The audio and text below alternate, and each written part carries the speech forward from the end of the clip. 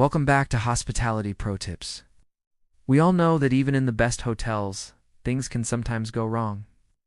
The true test of a great hotel isn't perfection, it's how you recover from a mistake. Today we're going to dive into a very common scenario, a guest whose room has not been serviced. Let's explore how to turn a complaint into a compliment. Imagine this scene. A guest, let's call him Mr. Evans, approaches the front desk. He's just returned to his room, 504, and he's not happy. He says, "Hi, excuse me. I've just gotten back to my room, and it hasn't been cleaned. The bed isn't made, the towels are still on the floor. I was really counting on a fresh room to relax in. Now, as the front desk agent, your first move is crucial. You need to be calm, empathetic, and professional. Let's call our agent Alex." Alex maintains eye contact and nods empathetically. He replies, "Good afternoon, Mr. Evans. Thank you for letting me know. And please accept my sincere apologies for the inconvenience. I completely understand your frustration. Returning to a clean room is a fundamental part of the hotel experience." With that simple opening, Alex has already de-escalated the situation. He didn't get defensive. He validated the guest's feelings. Next, Alex quickly checks the computer system to understand what happened. He then explains, "I can see the situation here, Mr. Evans. Let me explain what likely happened.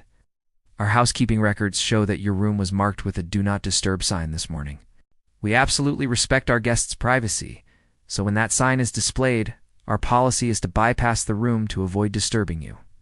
Mr. Evans, whose expression is already softening, might think for a moment and say, "Oh, I might have put it out last night and forgotten to take it down." But still, no one called or anything. This is a great question, and it's an opportunity for Alex to show the hotel's proactive procedures. He can reply, "That's an excellent question. Our team does try to call the room later in the afternoon if we see it hasn't been serviced to check if you'd like us to come by. Our log shows we placed a call to room 504 around 2:30 p.m., but there was no answer." Now Mr. Evans is looking more understanding than angry. He might say, "Right, I was in meetings all afternoon. My phone was on silent." "I see." At this point, the guest understands it was a mix-up, not negligence. But the job isn't done. Now, it's time to provide a solution.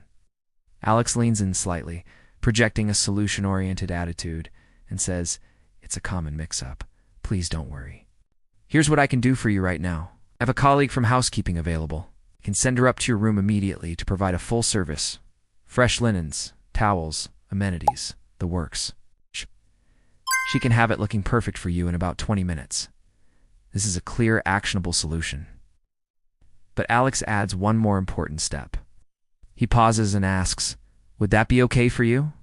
Alternatively, if you'd prefer to relax now, I can have it done the moment you step out for dinner." This phrase, "Would that be okay for you?" is crucial.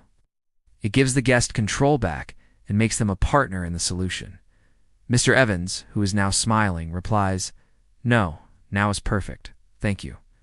I'll just wait in the lounge. I appreciate you explaining everything." This interaction was already successful, but a true pro knows how to go the extra mile.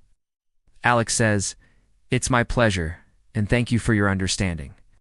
To make up for the hassle, please allow me to offer you a complimentary drink voucher for our bar while you wait.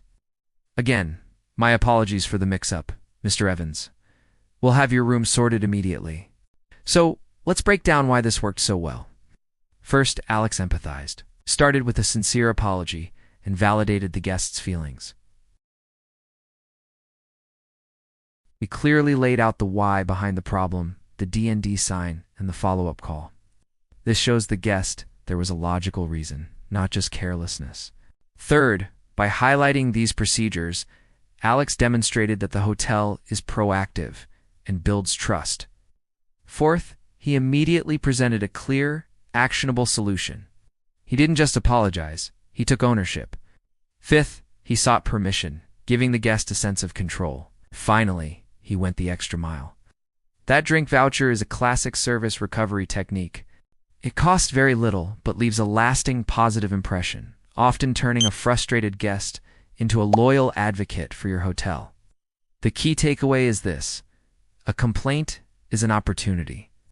When you handle it with empathy, clarity, and a swift solution, you can win back your guest's confidence and turn a negative experience into a positive one every single time.